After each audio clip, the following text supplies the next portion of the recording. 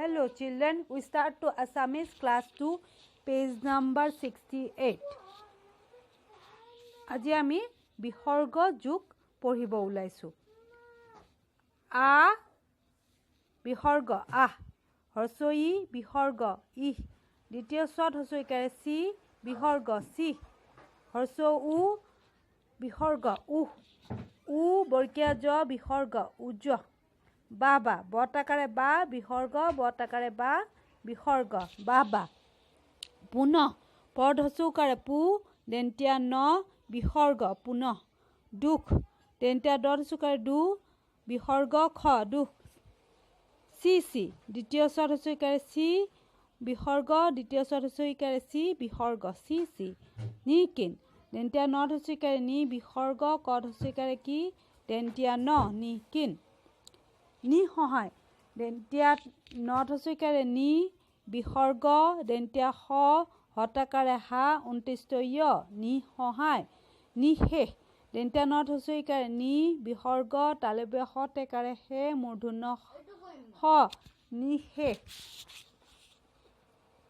অধপাত অ দন্তীয়া ধ বিসৰ্গ পট আকাৰে পা দন্তীয়া ত অধপাত, দুঃসাহস দন্তীয়া দ হ্ৰস্বকাৰে দু বিসৰ্গ দন্তীয়া স টাকাৰে সা হ দন্তীয়া স দুঃসাহস, উহ কি উৎকট গৰম চি চি বৰ লেতেৰা ঠাই, বাহ নতুন চোলা, নিকিন মানুহে নিকিন মানে দুখীয়া, নিসহায় লোকক সহায় কৰিবা, এবাৰত কৰিব নোৱাৰা কাম পুনঃ পুনঃ কৰা উচিত, দুঃসাহস কৰিলে কেতিয়াবা বিপদত পৰিব লগা হয়। তলত আমি এতিয়া শব্দ অৰ্থ আছে। উজ্জহ মানে কি শক্তি, নিকিন দুখীয়া, নিসহায় সহায়হীন, পুনঃ পুনঃ পুনৰ আকৌ, অধপাত তললৈ পতন।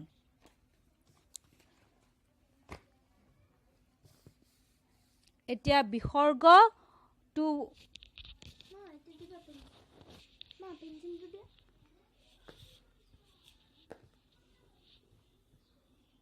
বহিলে আমাৰ উচ্চাৰণটো অকণমান জোৰকে ক'ব লাগে। এতিয়া নেক্সট পেজ আহোঁ, অনুশীলনী 15। শব্দবোৰৰ অৰ্থ লগত আস্থানি মিলোৱা। ইয়াত কিছুমান শব্দ দি আছে, তাৰপিছত বাওঁ ছাইডত তোমাৰ তাৰ অৰ্থবিলাক দি আছে। দুইটা ছাইডৰ মিলা শব্দৰ অৰ্থবোৰ আমি আচপাই দিব লাগে। মই গোটেইকেইটা কুৱেশ্যনৰে ভিডিঅ'টোৰ শেষত তোমাৰ কৰি দিছোঁ, তোমালোকে কৰি ল'বা। এতিয়া 2 নম্বৰ প্ৰশ্নটো কি আছে, সঠিক ঠাইত বিসৰ্গ বহুৱাই শব্দবোৰ পুনৰাই লিখা। ইয়াত গোটেইকেইটা শব্দবোৰত সঠিক ঠাইত বহাই দিছোঁ, তোমালোকে পিছত লিখি ল'বা। কি প্ৰথম প্ৰশ্নটোত কি আছে, আমি শব্দকেইটা আছে নিসহায় পুনঃ পুনঃ উজ নিকিন অধপাত। এতিয়া নেক্সট প্ৰশ্নত আহোঁ। নেক্সট প্ৰশ্ন আছে শব্দৰ অৰ্থ লিখা। নিকিন মানে কি, নিসহায় মানে কি, পুনঃ পুনঃ মানে কি, অধপাত মানে কি, উজ মানে কি, এই গোটেইকেইটাৰ মই পিছফালে কৰি দিছোঁ। 4 নম্বৰ খালী ঠাই পূৰ কৰা। খালী ঠাই পূৰ কৰিব মই কৰি দিছোঁ গোটেইকেইটা, তোমালোকে উঠাই ল'বা নিজৰ বুকত, ঠিক আছে। এতিয়া খালী ঠাই পূৰ কৰা কি আছে, কি উৎকট গৰম, ডেছ নতুন চোলা, ডেছ লোকক সহায় কৰিবা, ডেছ মানে দুখীয়া, এবাৰত কৰিব নোৱাৰা কাম ডেছ কৰা উচিত।